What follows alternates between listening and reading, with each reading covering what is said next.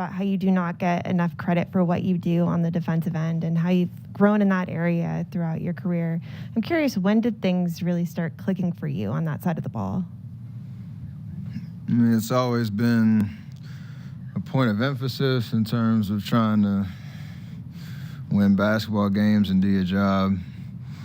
Over the course of my career, it's been a physical development that's happened over time that obviously helps. A lot of work that's gone into that. But at the end of the day, from my rookie year to now, it's always been about effort and just a care factor.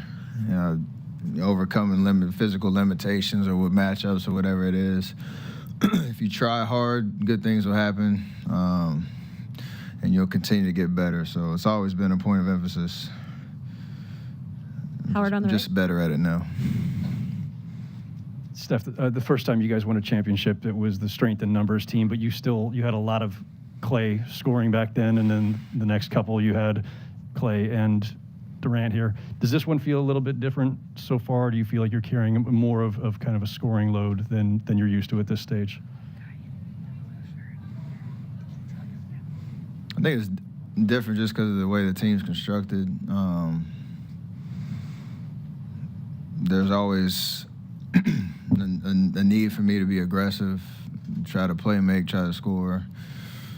Understand how the defense is going to guard me and guard us as a team, and be able to counter that. When you compare it to years past,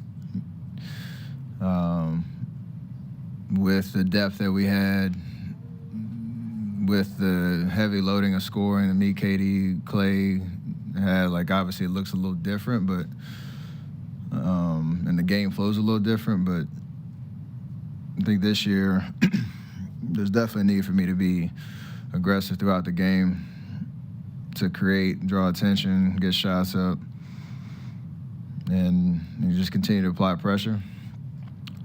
Obviously, these first two games, it's gone well. I don't know what it'll look like on the road the rest of the series. It's just always about being confident with the ball in my hands and make plays. Next one in the back. Robert Littell, BSO, right here, Steph. What was it like seeing Jordan Poole hit that shot, that three at the end of the third quarter? He had been struggling. The whole team celebrated. It seemed like that gave you guys a real boost going into the fourth. Well, it's kind of funny. We talk about how we finish quarters and how that momentum can carry over. So that was obviously a big shot to get the crowd into it. Put a kind of a dagger on that great third quarter that we had. I think he was a little bit more aggressive, a little bit more under control tonight. It didn't go his way much early, but then he had that flurry. I think he had the 2 threes in the last 2 minutes of the third quarter. So just continue to find rhythm. He's capable of do that. We shoot half-court shots every practice, shoot around, and we have a little competition going. So we count. If you make one during the game, we count it. So he took the lead tonight. Next question on the left. Steph, Draymond was talking about how you were patient to start the game, and then obviously you took over in the third quarter. Does your finals experience and all the playoff games you played, would you say you're better at kind of sensing those moments and when to step off the gas and when to go, et cetera? Yeah, that's an accumulation of the last 2 years of trying to figure that out and balance.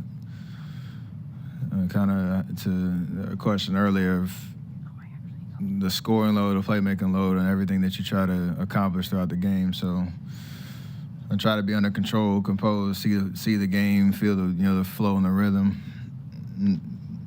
and know where I can get to my spots. And there's definitely a lot of composure there, and based on the experience of 15 and 19 and in these last 2 years.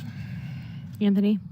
Yeah, Al Horford doesn't even get up a three tonight. Marcus Smart, I just think, went 0 of 3. What do you think you guys did much better defensively to shut off some of those holes?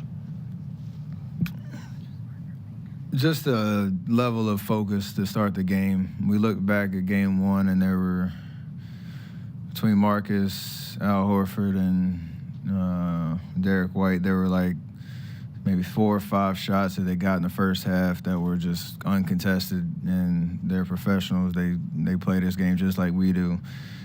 And you understand if the shoe's on the other foot and we're getting those type of shots, that carries over through the rest of the game, and you start searching a little bit more, you start feeling a little bit more comfortable. So for us to come out in the first quarter with a level of intensity and focus to obviously with Jalen and Jason, what they do with the ball in their hands, they're tough covers, so you have to keep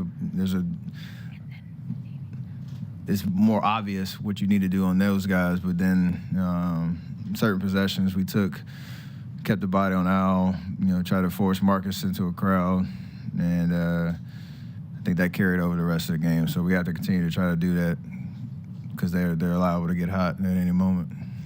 Next one in the middle. Hey, Steph, what's the work that you do during both the summer and the season that enables you not just to keep your conditioning sharp, but also to be able to be constantly running around when you're on the court? I've always had that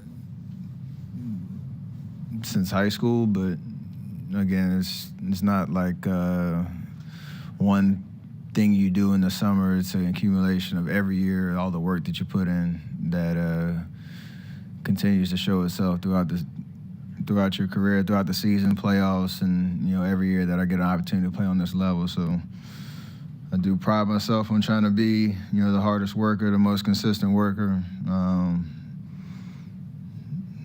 Maybe the last 2 or 3 years you work a lot smarter than harder, just a little bit more often, especially in the off season.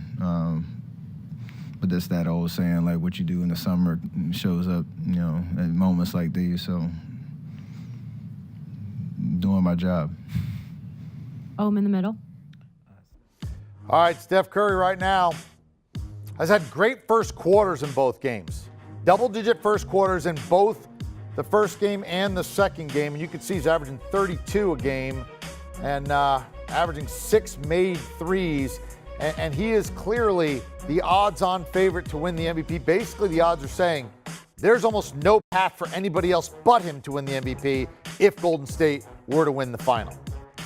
Do you want a sports network that delivers everything that matters about the game? The highlights, the picks, the instant analysis, no yelling, no fake debates, no politics. Hit the subscribe button and never miss a moment.